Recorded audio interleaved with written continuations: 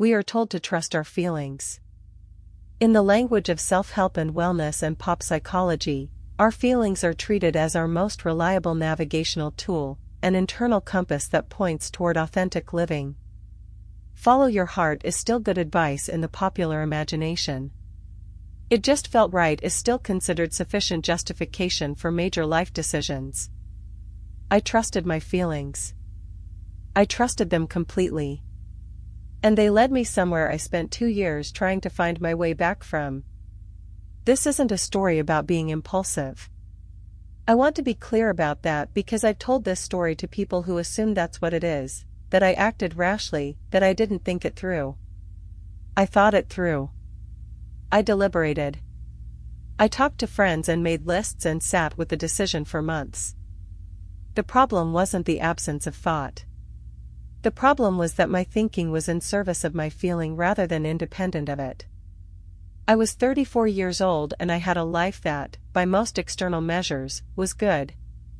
I had a career I was skilled at, marketing director for a tech company, the kind of role I'd worked toward for a decade. I had a long-term partner, Leon, who was stable and kind and genuinely present in our relationship.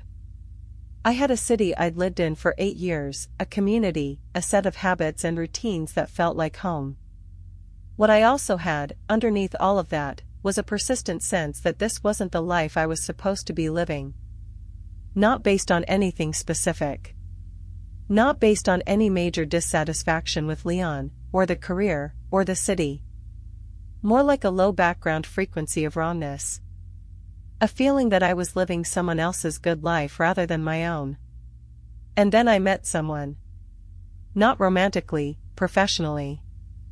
A woman named Iris who ran a small agency doing values-aligned brand work. We met at a conference, talked for 3 hours, and by the end of the conversation I felt something crack open. Her life looked like what I wanted. Independent, creative, meaningful, unconventional. She seemed to have built something that was entirely hers. I took that feeling and I ran with it. Over the following 4 months, I made a series of decisions that were all downstream of that feeling. I decided Leon was holding me back, not actively, just by existing as part of the life I was trying to leave. I ended our relationship, kindly but definitely. I started building toward a transition to freelance consulting, because Iris had done it and she seemed free. I began quietly engineering my exit from my job. The decisions felt right in the specific way that decisions feel right when you're motivated by a combination of longing and fear. There's a charge to it. A sense of momentum, of finally moving, of being aligned with something true. That feeling of rightness is real. I want to say that clearly. I don't think I was inventing it. But feeling right and being right are not the same thing, and the distinction matters enormously. What I didn't examine, couldn't examine, because the feeling was so large, was what I was actually running toward versus what I was running away from. The truth, which took me 18 months to see clearly, is that Iris's life wasn't what I wanted. Or rather, I wanted what her life looked like from the outside, without any understanding of what it actually required or felt like from the inside. I had projected onto her the idea of freedom. I had constructed an alternate life using her as raw material, and then I had chased the construction. Freelancing was harder than I'd anticipated in ways that were entirely predictable, that is, to anyone who wasn't operating from the inside of a feeling that had overridden their analysis. Without the structure of an organization, I was adrift. Without Leon's steady presence, I was lonelier than I'd been in years. Without the city I'd known for 8 years, I had moved, of course, because a new life seemed to require a new city. I had no community, no context, no people who knew me. Leon met someone new. That hit me differently than I'd expected. Not regret about the decision, exactly, I still think we needed to end. But a confrontation with the fact that I had treated his presence in my life as an obstacle rather than a component. As something I needed to remove rather than something I might have needed to examine or transform. The question I've sat with the longest is, how do you distinguish between a feeling that's pointing at something real and a feeling that's simply overwhelming? Here's what I've come to: feelings are very good at identifying that something needs to change. They are unreliable guides to what that change should be and how it should happen. The feeling that said this life doesn't quite fit was accurate.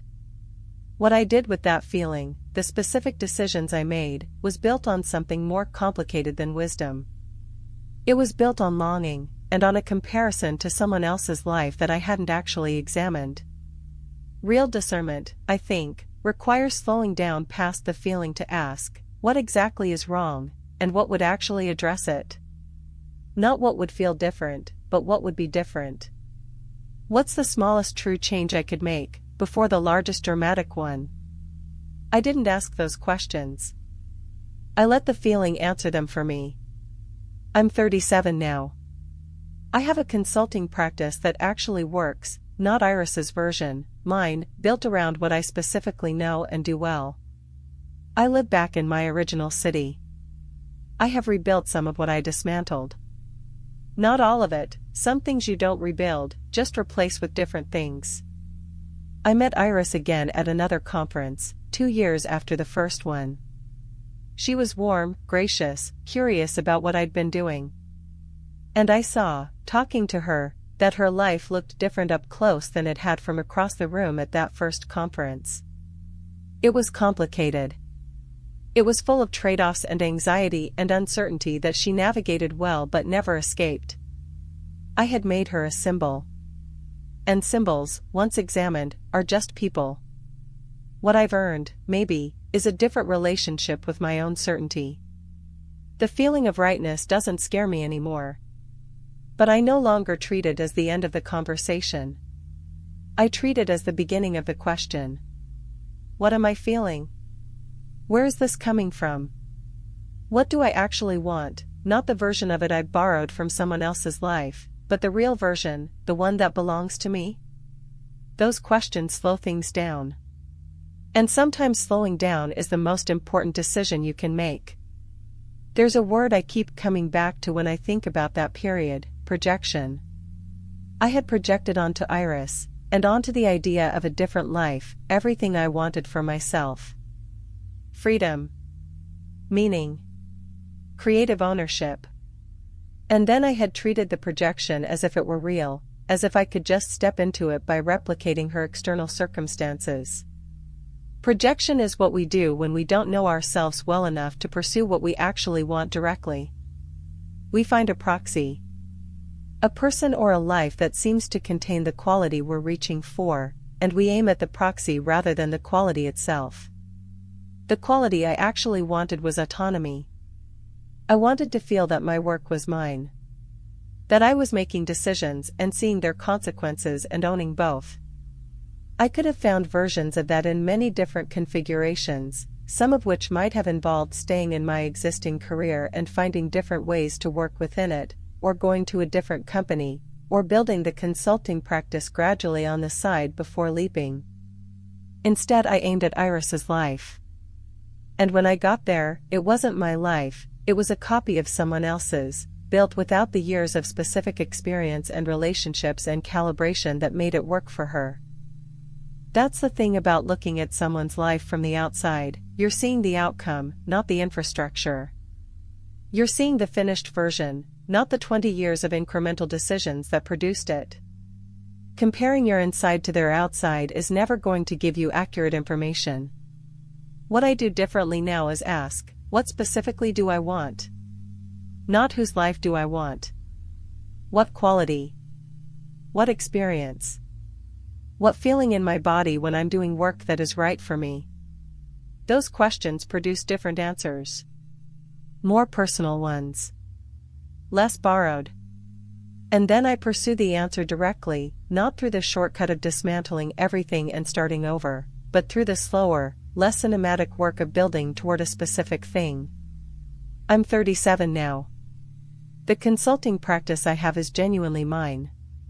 It doesn't look like Iris's, and it doesn't need to. It looks like what I specifically know and do and find interesting. And when I sit down to work in the morning, what I feel isn't the borrowed excitement of someone else's freedom. It's my own. That quiet. That specific. That completely mine. That's what I was looking for. I just had to learn to look for it in the right place. I saw Iris at a conference last year, the third time our paths have crossed since the one that changed everything. We had coffee. She's doing well, her agency has grown significantly. She asked how my practice was going and I told her honestly, it's working. It's small and specific in mine. She smiled and said, that's the only kind that lasts. She didn't know the role she'd played in my story. She doesn't know that I'd dismantled my life partly in pursuit of a version of hers. And I didn't tell her. Not because it's a secret, but because the story isn't really about her. She was the trigger, not the cause. The cause was something in me that hadn't learned yet how to want things directly. I've learned. Not perfectly, I still have the impulse, sometimes, to look at someone else's life and feel the pull of it, the wanting. But now when I feel that pull, I use it differently. I use it as information. I ask, what is it about what I'm seeing that I want? And then I strip away the specific person, the specific circumstance, the specific aesthetics, and I look at what's underneath. The quality. The experience. The feeling. And I ask whether I can build toward that, in my own way, from where I actually am. Almost always, the answer is yes. The other life doesn't have what you're looking for. It just looks like it might. What you're looking for is already inside the question. You just have to slow down long enough to ask it the right way.